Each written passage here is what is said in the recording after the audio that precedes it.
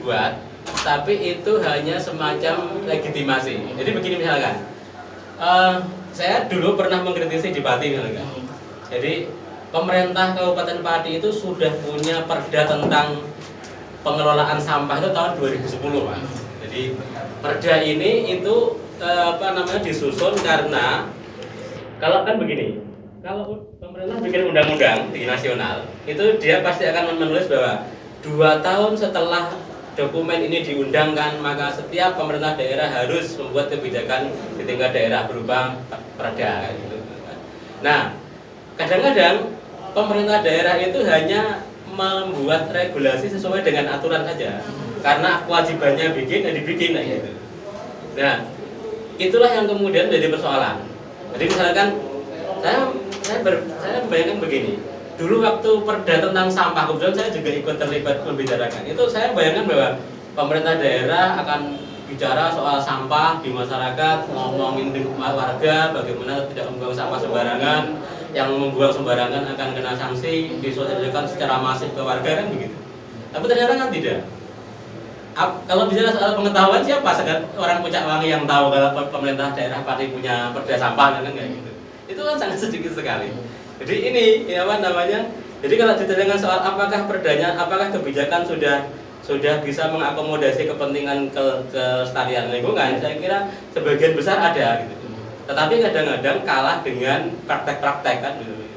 Sekarang itu kan misalkan kan kalau bicara nasional itu kan kadang-kadang kita kan juga geli sendiri kan. Undang-undang atau SK atau apa itu kalah sama Pak Luhut itu kan contoh yang paling yang paling nyata ya. Dan itu semua orang melihat tahu kayak gitu kan. Jadi kesimpulannya bahwa dokumen-dokumen tentang kebijakan itu cukup banyak dan cukup berpihak kepada lingkungan, tetapi di dalam konteks praktek itu akan menjadi persoalan yang luar biasa karena berbicara soal kepentingan yang banyak itu. Dan kita kan tahu bahwa kita itu kan masih fokus pada soal kepentingan ekonomi. Semuanya siapapun yang menghambat ekonomi, investasi ya dibabat habis gitu. Itu persoalannya kalau menurut saya. Padahal lingkungan kalau nggak dijaga itu bakal punya dampak juga ya Pak untuk kehidupan ekonomi kita. Kalau ya dampaknya luar biasa. Misalkan begini, bicara soal perubahan iklim ya, perubahan nggak usah perubahan cuaca gitu kan. Sekarang orang banyak bicara soal perubahan iklim. Kalau orang Jawa dulu kan ada namanya Pranoto Mongso. Kapan wayah tandur, kapan wayah panen, macam-macam, kapan redeng, kapan ketiga itu kan orang dengan melihat astronomi, dengan melihat bintang itu dia punya patokan. Jadi misalkan itu sudah turun temurun dilakukan. Tapi kita kan tahu sekarang kan nggak terpakai itu Pranoto Mongso itu. Wayah ketiga jujuk hujan. Perubahan alam ini, perubahan iklim ini kemudian sangat dirasakan dan dampaknya apa? Ya karena tidak bisa menggunakan Pranoto Mongso, sementara orang petani kita itu masih tetap menggunakan Pranoto Mongso, akhirnya apa? Gagal panen, wabah, hama tanaman macam-macam itu yang terjadi sekarang. Itu dampaknya Pak. Iya, dampak. Petani dan bukan hanya bagi petani ya, tapi ada begitu banyak orang dengan bermacam profesi yang juga kena dampak. Iya, termasuk juga terkait dengan persoalan wabah. Kemarin kan ada yang bilang bahwa wabah tentang COVID ini nggak bisa masuk ke Indonesia Timur karena Indonesia Timur itu daerahnya panas gitu kan, minim hujan dan lain sebagainya kayak gitu. Nah, tapi persoalannya kan Indonesia Timur itu kan juga bagian dari jelajahnya orang Indonesia Barat, kan? Saya misalkan dari Jawa misalkan bisa ke NTT, bisa ke NTB, bisa ke Papua kan begitu. Sehingga kemudian wabah ini juga akan menyebar melalui orang. Jadi kalau kami bikin poster itu dengan bahasa Jawa itu virus kuwi ora iso lunga ning ngendi-endi, tapi virus iso digawa lunga menungso ning ngendi-endi kan begitu. itu contohnya ya gitu.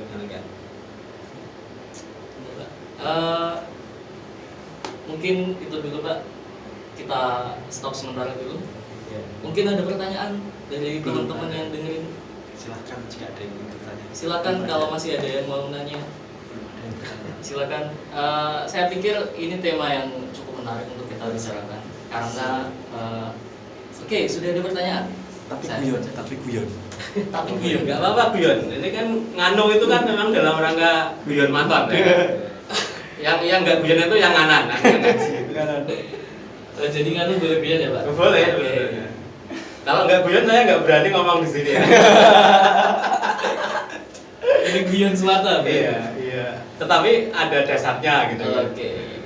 Ada pertanyaan dari jenengku Kapi Ansori. Ini pertanyaannya amat saintifik.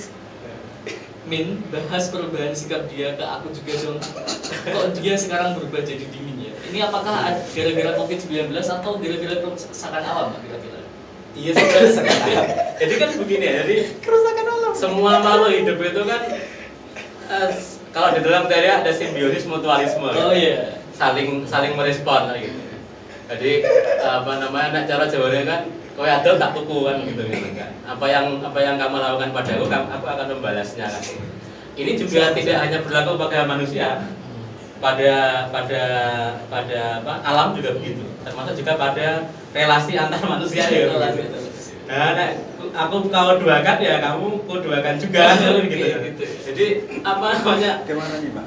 hal yang seperti itu itulah yang penting untuk dipahami. Jadi saya berharap bahwa kita itu di lingkungan kita di lingkungan NU terutama ya ngajinya itu sekali-sekali jangan cuma ngaji yang soal haram halal gitu loh. Tetapi bicara soal kita itu kan hidup di bumi gitu loh. Kalau kita ada apa namanya katanya kita itu kan khalifatullah itu. Iya. Khalifatullah itu kan katanya wakil Allah untuk mengelola alam semesta ini kan begitu. Sehingga bagaimana mengelolanya itu menjadi diskusi yang sangat penting kan. Tetapi problemnya begini Mas. Ada orang yang berbuat buruk karena tidak tahu dan itu biasanya dimaklumi gitu kan, butuh edukasi gitu. Tetapi ada orang yang berbuat jahat karena dia tahu. Nah, pertanyaannya kan kita nggak bisa memetakan kalau orang-orang yang sekarang berbuat buruk di bumi ini berbuat jahat itu, apakah dia tahu apa nggak tahu? Misalnya begini, kalau petani itu apa namanya memupuk tanamannya atau mengompres tandurannya dengan beraneka ragam pestisida itu dan dampaknya adalah kerusakan lingkungan, itu apakah dia nggak tahu apakah dia tahu? Nah ini kan tugas kita sebenarnya. Jadi kadang-kadang pikiran kita bahwa orang melakukan itu kan karena nggak tahu gitu. Orang melakukan itu kan karena tidak tahu resikonya. Misalkan kita punya kalau pertanian misalkan ya, kita punya di Jaken itu loh. Yeah. Balintan itu kan nasional itu. Dia penelitiannya hebat-hebat tentang pertanian. Yeah. Tentang terakhir itu saya baca dia meneliti soal dampak pestisida terhadap petani. Bagaimana kemudian apa namanya ada penyakit-penyakit yang muncul dan sebagainya kayak gitu. Tetapi itu kan nggak dipublikasikan juga. Kemudian apa namanya? Saya kadang-kadang heran bagaimana petani misalkan mengoplos sekian banyak pestisida, mengompresnya tanpa pakai masker misalkan mulutnya, dan itu kemudian dihirup gitu. Mungkin saat itu juga nggak mati gitu orang itu, tapi yang namanya pestisida itu kan dia kan racun gitu. Kalau lama-lama dia akan dia menghirup racun, dia akan semakin sakit. Makanya sekarang itu kalau misalkan bicara soal penyakit-penyakit degeneratif, penyakit-penyakit yang tidak menular, stroke, kemudian apa namanya diabetes, macam-macam itu bicara soal gaya hidup. Di antaranya adalah gaya hidup yang memang tidak paham tentang ancaman-ancaman penyakit seperti itu. Dan itu banyak sekali aspeknya. Jadi kalau bicara soal wabah, bicara soal bencana itu sebenarnya adalah hal-hal yang menjadi kehidupan kita sehari-hari gitu. Karena apa? Karena kalau kita nggak sadar, semua perilaku ini bisa berdampak pada bencana gitu. Buang sampah sembarangan, itu dampaknya apa? Sampah dibawa dari sungai ke laut. Kemudian sampahnya sampai di laut. Di laut sampahnya dimakan ikan. Kalau Bu Susi bilang makan ikan kamu sehat, ya ikannya makan pempes gitu. Ikannya makan apa namanya? bungkus Baiklin kan begitu ya kan. Kan ikannya jadi nggak sehat ya gitu. Jadi kalau misalkan saya pernah nguji laboratorium di Sungai Juwana ketika musim kemarau itu kan. Itu sungai itu sama sekali nggak layak dikonsumsi, nggak layak dipakai untuk aktivitas. Tetapi orang-orang sepanjang Sungai Juwana itu ya nyuci di situ, mandi di situ, bahkan kadang-kadang ada yang warung di pinggir sungai itu kalau ngambil air direbus di situ. Nah, itu problem kita sekarang bahwa bagaimana kemudian ancaman bencana itu tidak hanya soal COVID, tidak hanya soal gempa bumi, tidak hanya soal longsor, macam-macam. Ketidaktahuan yang bersifat massal terhadap persoalan itu juga bisa berdampak pada ancaman yang luar biasa. Satu sampah di depan rumah bisa sampai ke perut paus ya, Pak? Iya, gitu kan. Jadi kalau kita bikin nonton video-video itu kan bisa misalkan apa namanya sedotan gitu misalkan. Kita itu kan minum kalau enggak di warung kalau enggak pakai sedotan tuh dianggap warungnya tidak ini. Nah, herannya kan begini. Isu lingkungan ini kemudian kan yang nangkap itu kan kapital-kapital ya kan. Orang-orang yang sekuler ya kan. Sekarang Indomaret tanpa plastik gitu kan, Alfamart tanpa plastik. Itu dalam rangka itu gitu. Dalam rangka sebenarnya dalam rangka apa menegaskan atau dalam rangka menjalankan sunatullah itu tadi, menjaga lingkungan itu tadi gitu. Tapi kenapa yang menjalankan justru para kapital-kapital yang bukan orang Islam itu yang punya kayak gitu kan? Itu pertanyaan yang sebenarnya menggelitik juga gitu.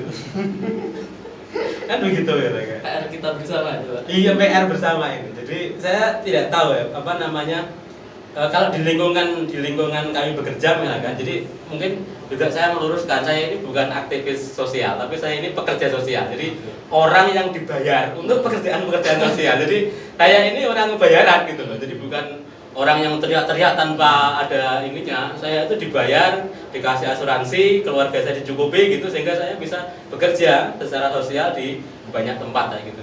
Jadi kadang-kadang itu juga apa namanya jadi bencana juga misalkan. Orang bilang tentang LSM misalkan kan. LSM yang disos dengan muten-muten uang. Kadang-kadang saya kalau dikatakan LSM itu takut gitu.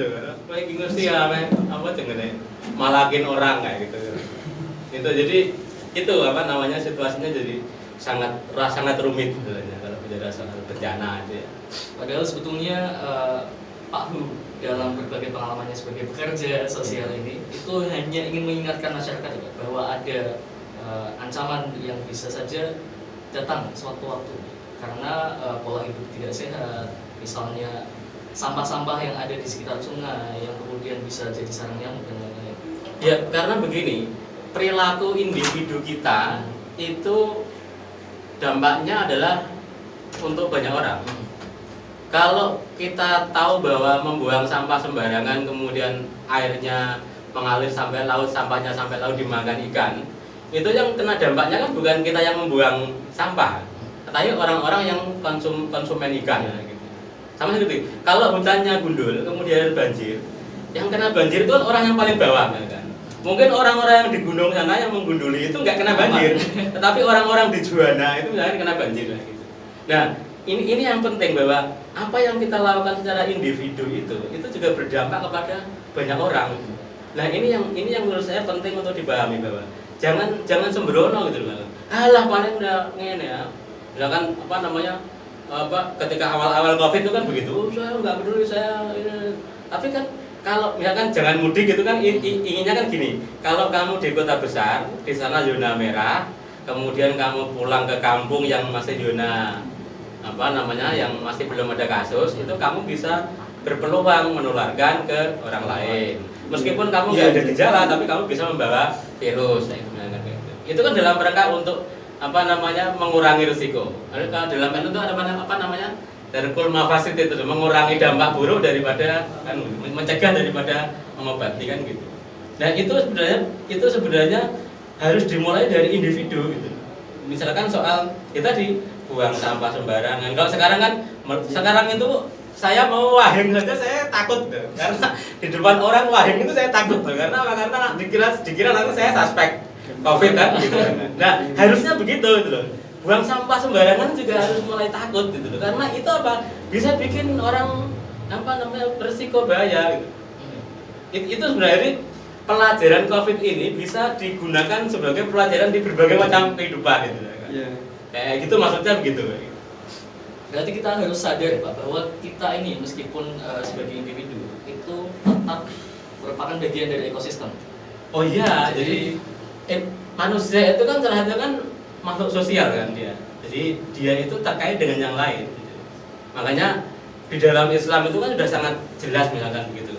Misalkan ngomong soal haji misalkan. Haji itu nggak boleh kalau di sekitar berapa meter di lingkunganmu itu masih ada orang kelaparan gitu. Contohnya begitu. Itu kan bicara soal sebenarnya teorinya kan bahwa kita itu hidup itu ya harus bersama-sama kayak gitu. Sosial kayak gitu. Nah ini yang apa namanya, yang kadang-kadang itu kan dipilih-pilih gitu misalkan. Oh kalau dalilnya menguntungkan ya dipakai, kalau enggak kan gitu. Masalahnya kan begitu. Jadi ini yang menjadi problem bersama. Jadi ya pakai dalil, jangan pilah-pilah dong, semuanya harus dipakai gitu. Kalau misalkan semua orang bicara soal ya kita harus kembali sama Al-Qur'an dan hadis, ya oke, tapi pakai semua, jangan dipilih-pilih kan begitu. Itu maksud saya begitu gitu.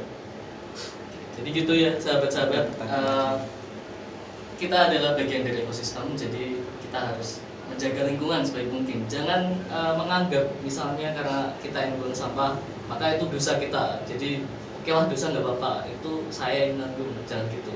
Karena sampahnya itu bisa ke perut orang lain meskipun dalam bentuk partikel-partikel kecil misalnya pengennya. Oke, ada lagi pertanyaan. Oke, kami masih membuka pertanyaan ya sampai nanti. Oke, ini terakhir. Iya. Tadi saya ingin menyampaikan dulu ke tadi yang tanya Mas Kavi Ansori, kok bisa berubah, dia yang awalnya hangat jadi dingin. Bisa Mas, dan pas banget ya sama temanya. Alam itu bisa rusak, begitu pula hubungan. Oke, ini ada yang tanya pertanyaan dari Ahmad Rifai Asofar. Tanya Pak, terkait menanam di lahan perhutani itu ada aturannya nggak Pak? Wah, saya kira pemerintah pasti punya banyak aturan, tapi ini kan bukan forumnya untuk membahas aturannya perhutani. Tapi di kata akhirnya mungkin saya ingin menyampaikan begini, bahwa apa kita itu punya mandat mewariskan kepada anak cucu kita itu berbagai macam hal. Jadi saya selalu bilang kepada orang-orang begini, kalau hari ini kita mengalami apapun situasinya, itu kita masih bisa cari makan. Tetapi bayangkan kalau anak-anak cucu kita, misalkan begini, anak cucu petani nggak bisa bertani, kemudian apa namanya, sementara treatment merawatnya juga tidak pinter gitu kan, orang sekolah kayak macam-macam yang enggak gitu. Itu kan juga akan berdampak luar biasa. Jadi kalau saya selalu bilang bahwa tolong jangan berpikir hari ini, tapi berpikir soal masa depan. Bahwa kita itu punya tanggung jawab untuk mewariskan masa depan, termasuk juga mewariskan lingkungan itu kepada anak cucu kita. Jadi jangan sampai nanti besok itu misalkan, Pak, aku pengen tahu hutan itu kayak apa sih, nah, gitu. Terus digambar gitu kan. Karena hutannya udah nggak ada. Pak, aku pengen tahu apa namanya, burung apa gitu kan. Kalau dulu saya masih kecil tuh ada bedet kan, yang sering makan jagung. Sekarang udah nggak ada. Kalau anak-anak saya mau tanya bedet itu udah nggak tahu, harus digambar ini loh bedet. Loh ini kan nggak, ini bukan bedet, ini lobet kan gitu. Karena mirip bedet sama lobet ya, gitu. Nah, itu yang penting sebenarnya. Bagaimana kemudian kita bisa mewariskan kepada generasi kita itu kehidupan yang lebih baik. Karena apa? Karena seperti Nasi Daria bilang lah, anakku gitu kan gitu kan. Jadi sebenarnya sudah banyak sekali apa namanya, kalau saya selalu bilang begini, banyak kalau bicara soal, kalau di status saya kemarin itu banyak sekali sekarang kalau kita bicara soal mau itu hasanah gitu, tapi uswatun hasanah itu jarang ada. Jadi kalau ceramah yang baik itu berjibun, tiap hari itu di TV itu berlebihan ya gitu. Tapi contoh yang baik itu kita sekarang sedang mencari-cari ya gitu. Nah oleh karena itu pekerjaan rumah kita itu adalah bahwa memberikan contoh yang baik, termasuk juga ketika menghadapi bencana, menghadapi COVID itu juga begitu. Bagaimana contohnya yang baik? Contoh yang baik itu kita terserah mau bikin ukuran apa misalkan.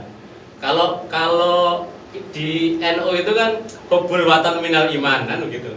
Artinya bahwa cinta tanah air itu tidak hanya soal tadi apa namanya PHP gitu loh, tidak soal berikan harapan palsu misalkan, oh besok dicintai sekarang, tidak, tapi cinta yang sepenuhnya gitu loh. Mencintai itu ya yang sepenuhnya, jangan setengah-setengah gitu. Kalau pemerintah bikin aturan ya didukung kalau baik gitu. Kalau nggak baik ya diprotes. Jadi itulah yang sebenarnya penting untuk kita kerjakan. Bagaimana kita kemudian menciptakan contoh-contoh baik di semua lini, termasuk di desa-desa, di kampung-kampung, di kelompok-kelompok kayak gitu. Nah, kalau itu semua bisa berjalan, saya kira apapun bencananya, apapun wabahnya, itu semua bisa bergerak bersama-sama dan kemudian bisa lebih mudah untuk diatasi. Satu lagi pertanyaan. Satu lagi pertanyaan dari Ya satu. Gua semakin mau habis semakin banyak pertanyaan ini ya. Kipol ke. Dari Cuprit. Supriyanto. Bisa. Ya. Cuprit. Orang diperbarui.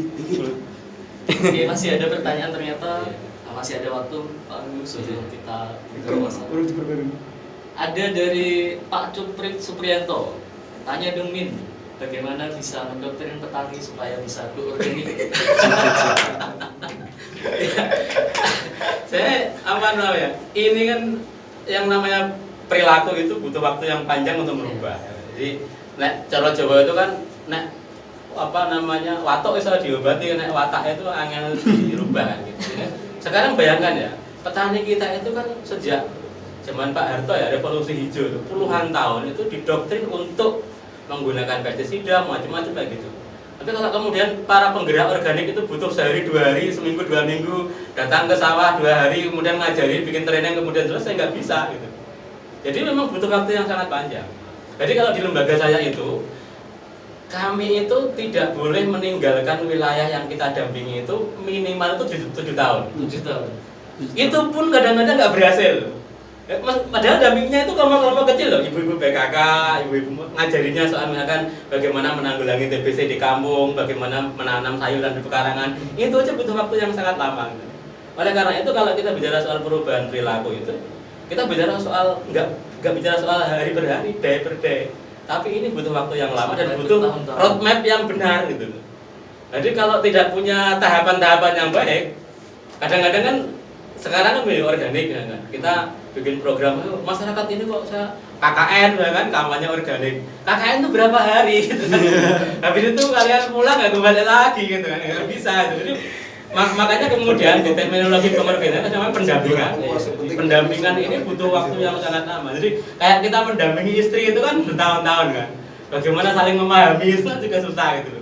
Saya sama istri aja kadang-kadang gara-gara salah paham itu bertengkaran gitu.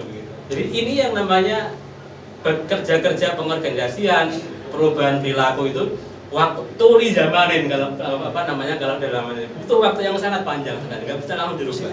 Oleh karena itu ya sabar aja, tetapi yang jelas bahwa tolong dirumuskan tahapan-tahapannya agar kita nggak frustasi. Kadang-kadang kan begini, orang-orang itu kan pengen merubah cepat, tetapi dia nggak punya skenario. Makanya kalau akhirnya waktunya habis, dia nggak terjadi perubahan, dia stres. Iya. Nah kalau stres dampaknya 2. Kalau nggak jadi buzzer, jadi apa namanya tukang nakal-nakal itu, dia nggak mau ngapa-ngapain. Gitu. Itu malah lebih buruk lagi. Jadi saya punya pengalaman banyak teman-teman saya aktif di situ akhirnya menjadi itu, merasa tidak berhasil meskipun sudah berjibaku dengan ini, akhirnya stres. Nah dampaknya apa? Tidak rembukan seragilem, malah paling menoneh. Kalau nggak gitu, akhirnya jadi buzzer, masuk di lingkaran setannya ini kemudian bikin kacauan gitu. Nah itu juga bencana bagi dunia gerakan sosial sebenarnya kayak gitu, karena kita kehilangan banyak orang yang karena tidak punya target tadi. Begitu Mas. Buzzer. Ini semua basic semua. Kalau buzzer relawan itu baik, tapi kalau buzzer RP kan sekarang yang rame itu kan yang repot. Ya jelas butuh pendampingan bertahun-tahun. Iya butuh waktu, strategi, momentumnya juga harus tepat. Gitu.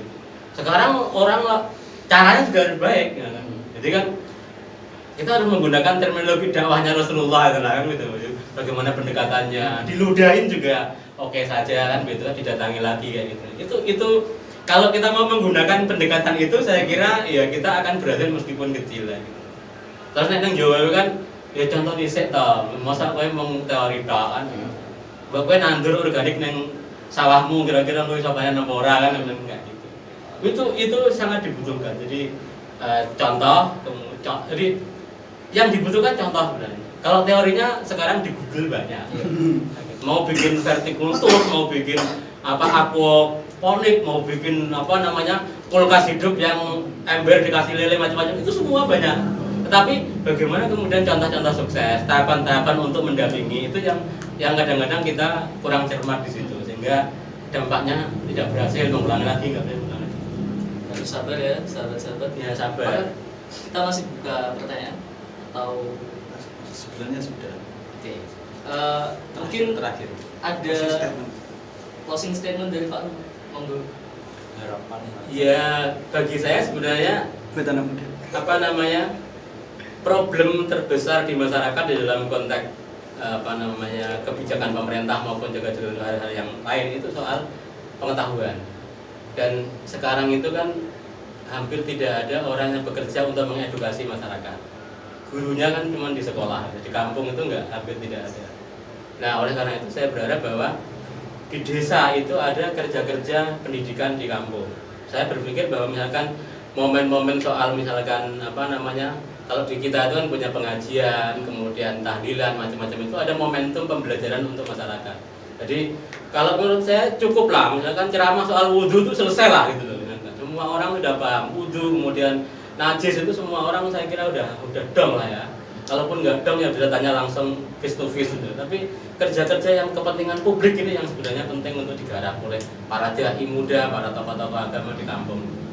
Jadi bukan berarti saya menolak untuk misalkan ceramah tentang apa namanya tentang seperti itu tadi, tentang wudhu macam-macam, tapi tolong gerakan-gerakan ceramah yang berhubungan dengan kepentingan publik ini digalakkan. Kalau nggak tahu ya dipelajari. Ada banyak tempat untuk belajar. Jadi COVID ini memberikan ruang kita untuk terus belajar. Nah, di sisi lain ada musibah, sisi lain juga ada berkah dari COVID ini. Ya cukup Pak? Cukup? Oke, terima kasih Pak Ru atas berbagai hal yang telah disampaikan bagi kita semua pada sore hari ini, semoga bermanfaat. Sebagai moderator saya ingin menguatkan satu poin saja dari Pak Ru.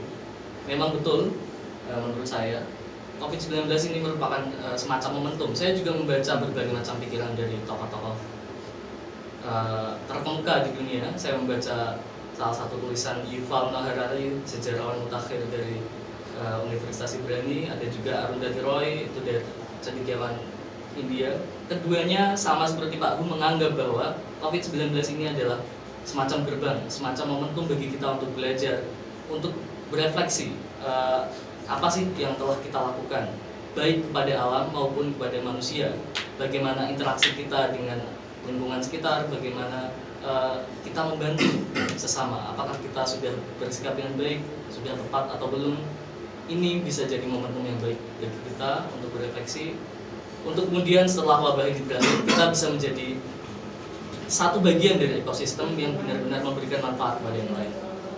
Itu saja dari saya. Apabila ada begitu banyak kesalahan saya minta maaf. Apabila kita berbuat budaya, assalamualaikum warahmatullahi wabarakatuh. Waalaikumsalam. Salaman.